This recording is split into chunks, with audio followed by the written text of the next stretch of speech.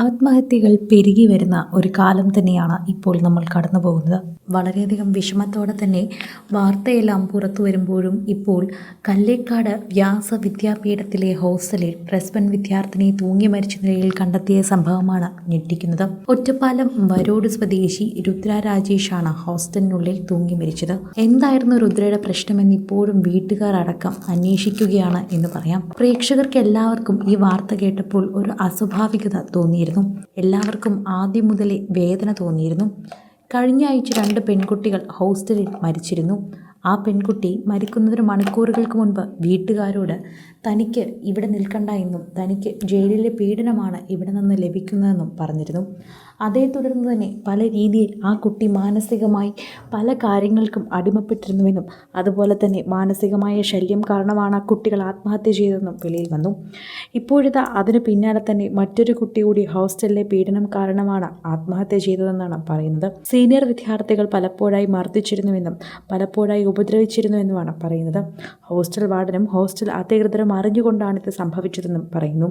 Ragging എല്ലാം പണ്ട് കോളേജിൽ സീനിയർ വിദ്യാർത്ഥികൾ നടത്തുന്ന ഒരു കളിതമാശയായി നിന്നിരുന്ന കാലത്ത് നിന്ന് ഇപ്പോൾ അതൊരു ജീവൻ പോലും നഷ്ടപ്പെടുന്ന രീതിയിലേക്ക് മാറുന്നുണ്ട്.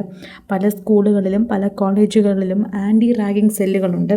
എന്നാൽ ഹോസ്റ്റലുകളിൽ അതില്ലാത്തത് കൊണ്ട് തന്നെ പല രീതിയിലുള്ള പ്രശ്നങ്ങൾ ഉണ്ടാകുന്നതായി ഇപ്പോൾ ശ്രദ്ധയിൽപ്പെട്ടിട്ടുണ്ടെന്ന് കൂടി മനസ്സിലാക്കി തരുന്ന ഒരു വാക്കായി കൂടി ഇത് മാറുകയാണ്. പ്രേക്ഷകരും ഇതിനെക്കുറിച്ച് ചിന്തിക്കുകയും പറയുകയും ചെയ്യുന്നു. എല്ലാവരും ഇപ്പോൾ ആ പെൺകുട്ടിയുടെയും വീട്ടുകാരുടെയും അവസ്ഥയെക്കുറിച്ച് തന്നെയാണ് ചിന്തിക്കുന്നത്. ഇന്നലെ രാത്രി 9ഓടെ കുട്ടിയെ താമസിക്കുന്ന മുറിയിൽ മരിച്ച നിലയിൽ കണ്ടെത്തുകയായിരുന്നു. ഒറ്റപ്പാലം വരോട് സ്വദേശികളായ രാജേഷിൻ്റെയും ശ്രീജയുടെയും മകളാണ്.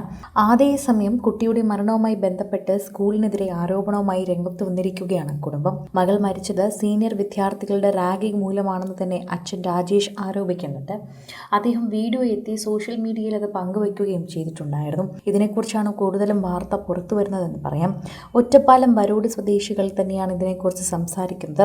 സീനിയർ വിദ്യാർത്ഥികൾ മകളെ മർദ്ദിക്കാൻ ശ്രമിച്ചുവെന്ന് ഹോസ്റ്റൽ വാർഡൻ എല്ലാം അറിയാമെന്നും അച്ഛൻ പറയുന്നു. സംഭവത്തിൽ അന്വേഷണം വേണമെന്നാവശ്യപ്പെട്ട് ചൈൽഡ് ലൈൻ പോലീസും പരാതിയും നൽകിയിരിക്കുകയാണ് കുടുംബം. എന്നാൽ പെൺകുട്ടിയുടെ പിതാവിൻ്റെ ആരോപണം പൂർണ്ണമായും നിഷേധിച്ച സ്കൂൾ അധികൃതർ ഇതിനെക്കുറിച്ച് സംസാരിക്കുന്നു. റാഗിങ്ങുമായി ബന്ധപ്പെട്ട വിദ്യാർത്ഥിയോ കുടുംബമോ പരാതി നൽകിയിട്ടില്ലെന്നും വ്യക്തമാക്കി. കുടുംബത്തിന്റെ പരാതിയെ തുടർന്ന് പോലീസ് സ്കൂളിലെത്തി അന്വേഷണം നടത്തുന്നു. മരിച്ച രുദ്രയുടെ സഹപാഠികളിൽ നിന്നും അധ്യാപകരിൽ നിന്നും മൊഴി രേഖപ്പെടുത്തുമെന്നും പറഞ്ഞിട്ടുണ്ട്. കൂടുതൽ അന്വേഷണം ഇതിൽ ആവശ്യമാണ് എന്ന് തന്നെ പറയുന്നു. കൊച്ചുകുട്ടികൾ, പ്രത്യേകിച്ച് സ്കൂൾ കുട്ടികൾ ഇത്തരത്തിൽ മരിച്ചു പോകുന്നത് ശരിക്കും പറഞ്ഞാൽ സ്കൂൾ അധികൃതരുടെ അശ്രദ്ധ തന്നെയാണ്. വിദ്യാർത്ഥികളുടെ പ്രശ്നങ്ങൾ ആദ്യം മനസ്സിലാക്കേണ്ട അധ്യാപകർ തന്നെയാണ്. അവർ ഭൂരിഭാഗം സമയം സ്കൂളിൽ തന്നെയാണ് ചിലവഴിക്കുന്നത്. അതുകൊണ്ട് തന്നെ അതിൽ നല്ലൊരു പങ്ക് ശരിക്കും പറഞ്ഞാൽ അധ്യാപകർക്കുണ്ട് എന്ന് തന്നെ പറയണം. കൃത്യമായ വാക്കുകൾ കൊണ്ട് തന്നെ പല രീതിയിലാണ് സോഷ്യൽ മീഡിയയിൽ തന്നെ ചർച്ചകൾ ചെയ്യുന്ന വിധത്തിൽ പോകുന്നത്. സിനിമ, ഫാഷൻ, ലൈഫ് സ്റ്റൈൽ വാർത്തകൾക്കായി മലയാളി ലൈഫ് സബ്സ്ക്രൈബ് ചെയ്യൂ. ലേറ്റസ്റ്റ് അപ്ഡേറ്റ്സിനായി ബെൽ ബട്ടണും അമർത്തുക.